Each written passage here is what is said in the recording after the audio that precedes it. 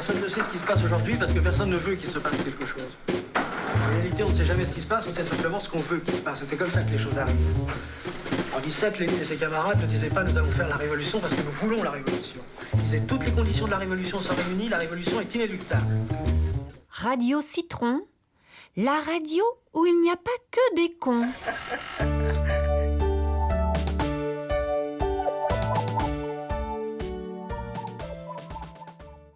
Tout de suite, Muriel nous emmène dans un univers directement inspiré de mythologie scandinave. Faisons connaissance avec son héros.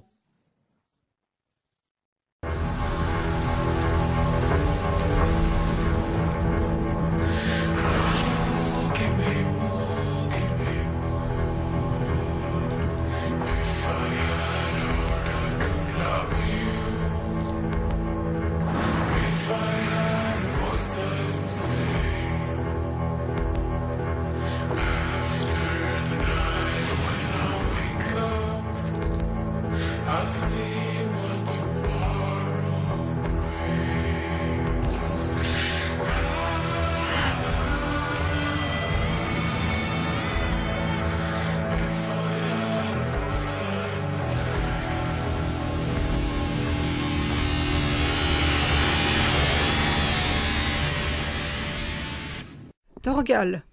Quand j'ai su que le thème de cet enregistrement du mois d'octobre à la médiathèque François Sagan serait sur la bande dessinée, j'ai été très contente.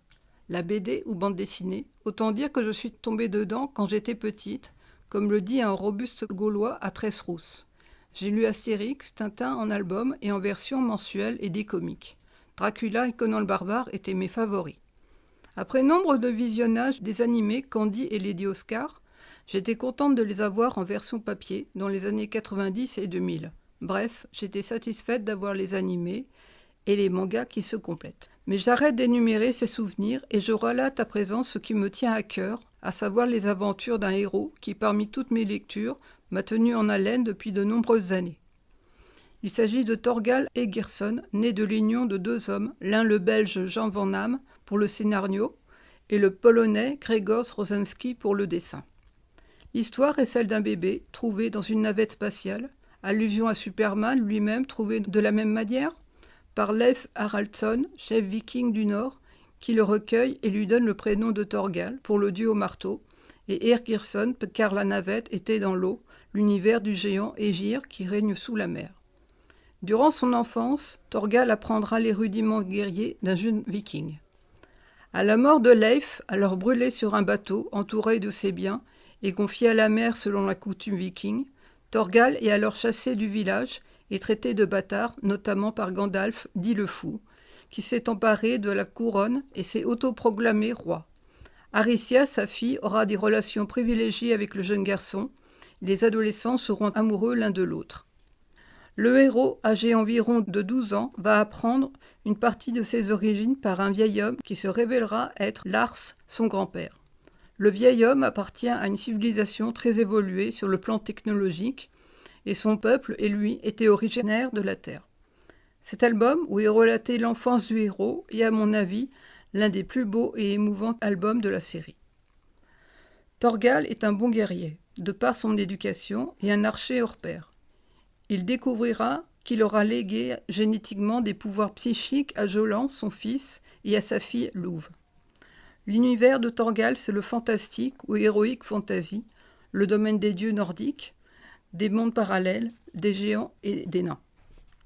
Depuis quelques années, la série de Torgal a été déclinée en plusieurs séries, appelées les mondes de Torgal, qui comprennent la jeunesse de Torgal, Chris de Valnor, redoutable guerrière qu'on retrouvera à plusieurs reprises dans la série mère, et Louve. J'ai apprécié la plupart de ces albums, mais on ne retrouve pas le beau dessin de Rosinski de la série mère. Le graphisme de ces dessinateurs est plus ou moins plaisant et les histoires assez intéressantes selon les albums.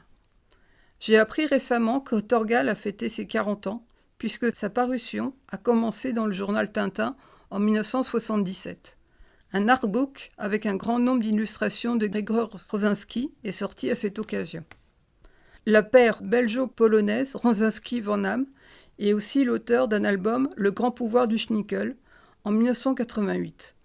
ou comment un insignifiant petit esclave, John le Schnickel, deviendra un peu malgré lui le choisi et sera à l'origine de la fin de l'existence des immortels gouvernant les 3 royaumes, celui de Zambria la Cyclope, à la tête d'Amazon Borgne, Barfint Main Noire et ses guerriers, et Jargos le Parfumé avec ses guerriers volants et efféminés.